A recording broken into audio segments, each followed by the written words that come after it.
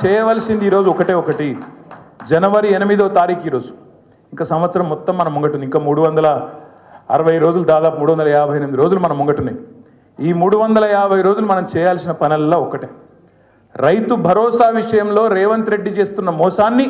ప్రతి రైతుకు అర్థమయ్యే విధంగా అరటి బండు ఒలిచి నోట్లో పెట్టినంత మంచి సులువుగా ఇంటింటికి గల్లి గల్లికి గడప గడపకు పోయి రైతులకు జరుగుతున్న మోసం చెప్పాలి ఎట్లా రేవంత్ రెడ్డి ప్రభుత్వం ఒక్కొక్క ఎకరానికి 17,500 రూపాయలు రైతులకు బాకీ ఉన్నదో బరాబర్ చెప్పాలి 2 సార్లు అసలు రేవంత్ రెడ్డి ప్రభుత్వం వచ్చిన తర్వాత ₹1 కూడా రైతు బంధు ఇయ్యలే ఒక్క పైసా కూడా ఇయ్యలే అది వరకు హరీష్ రావు గారు ఫైనాన్స్ మినిస్టర్గా మొత్తం మనం పైసా కూడబెట్టి ఎన్నికలకు ముందు రైతు బంధు వేద్దామని చెప్పి 7,600 మనం ఖజానాలో పెడితే ఉత్తరం రాసి ఆపిండు రేవంత్ రెడ్డి ఎలక్షన్ కమిషన్కు ఉత్తరం రాసిండు రైతు బంధు ఇస్తే ఓట్లు ప్రభావితం అయితే ఇయ్యద్దు అని అప్పుడు ఎలక్షన్ కమిషన్ ఆపింది అదే పైసలు మనం కూడబెట్టిన పైసలు మన ప్రభుత్వంలో మనం ట్రెజరీలో పెట్టిన పైసలు 4 నెలలు సతాయించి నాట్లు వేసేటప్పుడు పడాల్సిన పైసలు ఓట్లు వేసేటప్పుడు వేసిండు ఎలక్షన్లలో అది తప్ప ₹1 కూడా రైతుకి ఇచ్చింది లేదు ఇక రుణమాఫీ విషయం మీకు తెలుసు రుణమాఫీ అంత మోసం ప్రతి దేవుని మీద ఒట్లు పెట్టిండు కనబడ్డ దేవుళ్ళందరి మీద ఒట్లు పెట్టిండు కానీ ఇంతవరకు రుణమాఫీ కాలే మొన్న అసెంబ్లీలో అడిగిన నేను పోదాంపా మరి మీకు కొండారెడ్డిపల్లె పోదామా కొడంగల్ పోదామా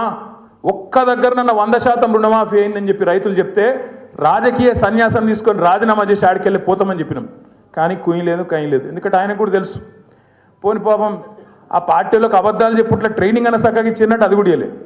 ఒక ఎమ్మెల్యే లేచిండు పెద్దపల్లి ఆయన లేచి మీరు రాండ్రి ఇప్పుడే పోదాం మా పెద్దపల్లిలో 60% 70% అయిందని చెప్పిండు మేము చెప్పింది గదేరా నాయన మొత్తం కాలేదు ఇదేమేం చెప్పింది మీ ముఖ్యమంత్రి 100 అంటుడు నువ్వు 60 అంటూ నువ్వు కింద పోతే చారాన కాలే సిగ్గు లేకుండా మాట్లాడుతుంటే మళ్ళీ సపరేట్గా నోరు మూసుకొని కూర్చున్నారు ఈ మోసం చెప్పాలి రుణమాఫీ ఏమైంది రైతు భరోసా ఏమైంది కౌలు రైతులను కలవరిచ్చిండప్పుడు కౌలు రైతులు 22 లక్షల మందికి ఉత్తరం రాస్తున్నా కేసీఆర్ ఇస్తలేడు మీకు నేను ఇస్తా అన్నావు ఏమైంది అని అడగాలి ఇది మర్చిపోని కేసు ఈ కేసు నేను కొట్లాడతా మనకు మంచి లాయర్లు ఉన్నారు జోర్దార్ లీగల్ సెల్ ఉన్నది ఆ కేసు సంగతి మేము చూసుకుంటాం మీరు దాని గురించి మర్చిపోండి దాని గురించి ఆందోళన చేయాల్సిన అవసరమో బాధపడాల్సిన అవసరమో లేనే లేదు మీరు చేయవలసింది మనం చేయవలసింది బీఆర్ఎస్ పార్టీగా తెలంగాణ ప్రజలకు ఒక రక్షణ కవచంలాగా నిలబడి ఈ సంవత్సరం మొత్తం ఈ మోసపూరిత కాంగ్రెస్ ప్రభుత్వం యొక్క భరతం పట్టే విధంగా ముందుకు పోదాం కౌలు రైతుల గురించి మాట్లాడదాం రైతు కూలీల గురించి మాట్లాడదాం రైతన్నలకు జరుగుతున్న మోసం రైతు భరోసా విషయంలో 15,000 అని చెప్పి వరంగల్లో రైతు డిక్లరేషన్ అని చెప్పి నువ్వు చెప్తే నమ్ముతలేరని చెప్పి రాహుల్ గాంధీని తీసుకొచ్చి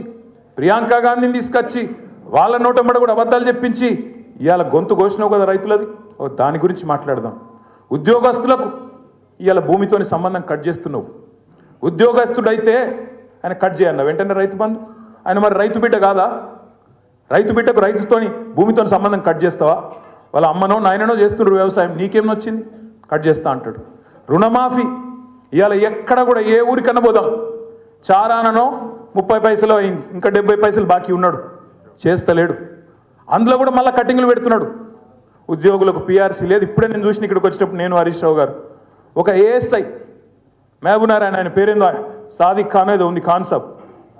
సాదిక్ అలీ ఆయన ఇప్పుడే ఒక వీడియో పెట్టిండు పాపం రిటైర్ అయిందట 8 నెలలు అయిందట బుడ్డ పైస వస్తలేదు పెన్షన్ వస్తలేదు సత్యపిక్తున్నా నేను పోతున్నా రేవంత్ రెడ్డికి వీడియో పెడుతున్నా అని చెప్పి ఆత్మహత్య చేసుకుంటున్నాను ఇప్పుడే వీడియో పెట్టిండు ఒక ఇట్లాంటి పరిస్థితి ఇలా పెన్షనర్ల పరిస్థితి గది ఉద్యోగుల పరిస్థితి గిది మళ్ళా ఇవాళ అన్నీ ఉండగానట మీదికెళ్ళి ఒక్క అమలు చేసింది లేదు ఒక్క హామీ ఇప్పుడు హరీష్ రావు గారు ఒక మంచి మాట చెప్పినారు అప్పులు అని తప్పుడు కూతలు కూర్చిండు ఒక గది చెప్దాం అప్పుల పేరిట చేసిన తప్పుడు ప్రచారం ఆనాడు మేడిగడ్డకు పర్రే పడ్డది అన్నాడు మేడిగడ్డకు పర్రే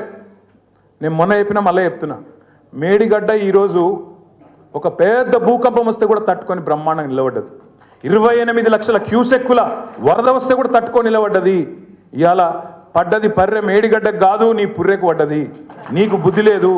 నీకు ప్రభుత్వం నడుపుడు చేతనైతే లేదు దాన్ని రిపేర్ చేసి యాసంగికి నీళ్ళు ఇచ్చే తెలివి లేదు దాని మీద మాట్లాడదాం యాసంగి పంటకు రైతులకు చివరికి అటు కిందికి కోదాడకు సూర్యాపేటకు తుంగతుర్తికి మా డోర్నకల్కు అక్కడికి నీళ్ళు వస్తలేవన్న మాట గది మాట్లాడదాం అంతేగాని ఈ కేసు దీని గురించి ఏందో ఆందోళన దీని గురించి ఇబ్బంది ఏమీ లేదు బ్రహ్మాండంగా కొట్లాడదాం సుప్రీంకోర్టుకు పోదాం, ఇంకో కోర్టుకు పోదాం, మనం తప్పు చేయలేదు. తప్పు చేయనప్పుడు